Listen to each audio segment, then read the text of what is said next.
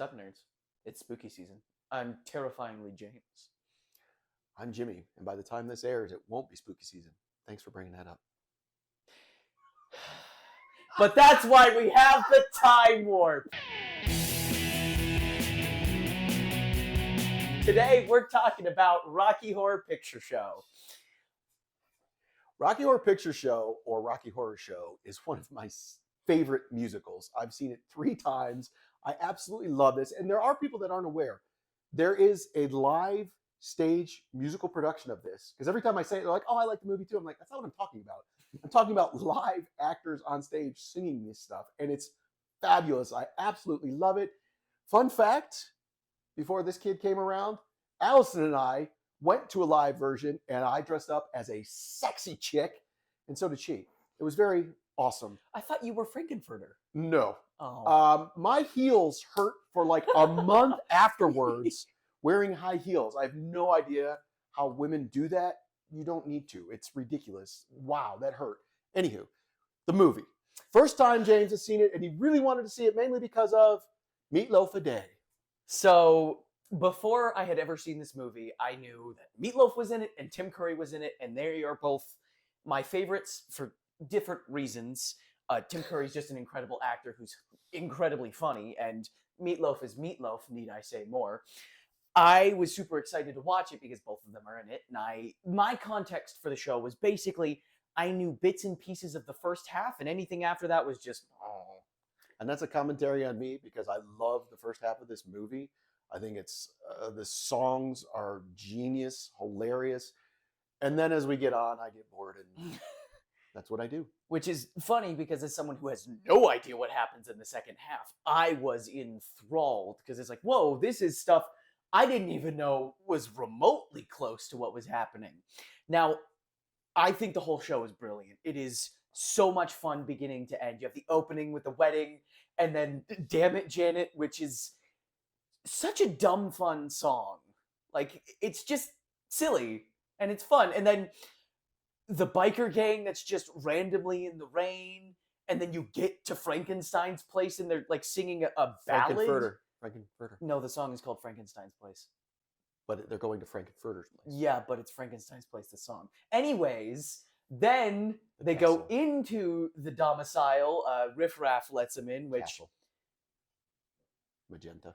I will strangle you. Anyways, they go in, they come upon what I like to call theater kids being theater kids, and we get introduced to the Time Warp. He's not wrong. James is in theater. I am not. I grew up playing sports. We took James to his first audition, and oh my God, it was exactly what happens when they're in the party section that becomes a time warp. I'm like, what? What did I just enter? This is weird. And that's exactly what it was. It jumped to the left. Like, if you put any musical theater song on in a room full of theater kids, they will just start singing it. It is an incredible phenomena, and I am guilty of it. Right.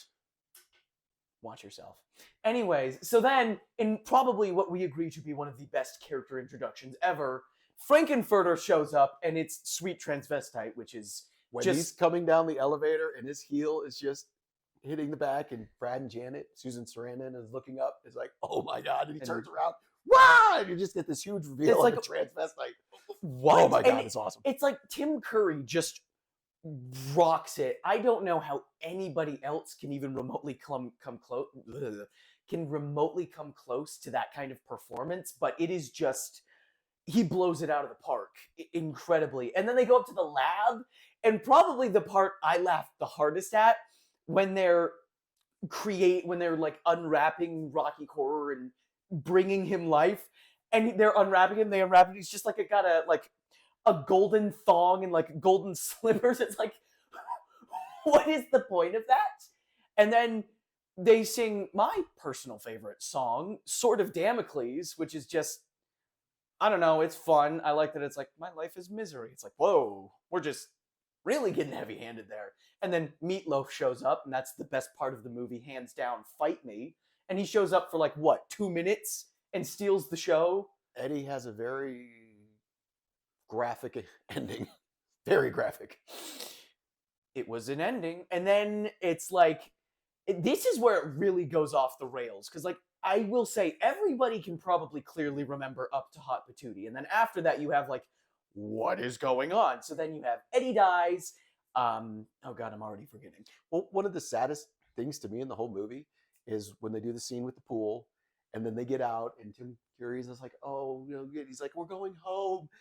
And Riff Raff and Magenta are like, no, we meant we, not you. And then just like, he's all dolled up still, but he's drenching wet. And he's just like, oh my God. And what I love about that is there's a line somewhere before that where he's talking about how he went to go see an opera and there was a beautiful woman singing a piece. And he's like, I want to be that.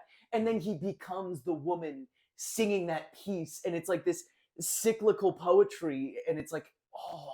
And then another reference to a other monster movie is when Rocky picks up his creator and climbs the RKO tower, and then they end up in the. It's just, it gets ridiculous, which is hard to say because it starts ridiculous. And the fact that it just gets more and more ridiculous. Oh yeah, it keeps escalating. Like, I love Eddie's Teddy, which is like, it opens with his great uncle, or just uncle or something, just like, Eddie was a strange boy. And it's like, why are we opening a 50s rock song with a German soliloquy? And then it gets even more crazy. And then, like, Eddie is in the table, or touch of me, which is like, before that, it's Frankenfurter seducing both Janet and Brad. And it's just, that's hilarious. It's so funny. Because it sets it up. This is where I'm going to be a huge nerd about comedic writing. It sets it up where he impersonates Brad, and he comes into Susan Sarandon's room, and he seduces her as Brad, and then he reveals it's Frankenfurter, and she's like, "You monster!" And then fun times. And then later, he goes into Brad's room, disguising himself as Janet, and then he reveals it's him. And almost the exact same thing plays out. And I was not expecting it to be Frankenfurter who was impersonating Janet. So I died laughing when it was like, oh, Brad. What? It was me. And then we have just another layer of just craziness that you kind of forget sometimes is the narrator, Charles Gray.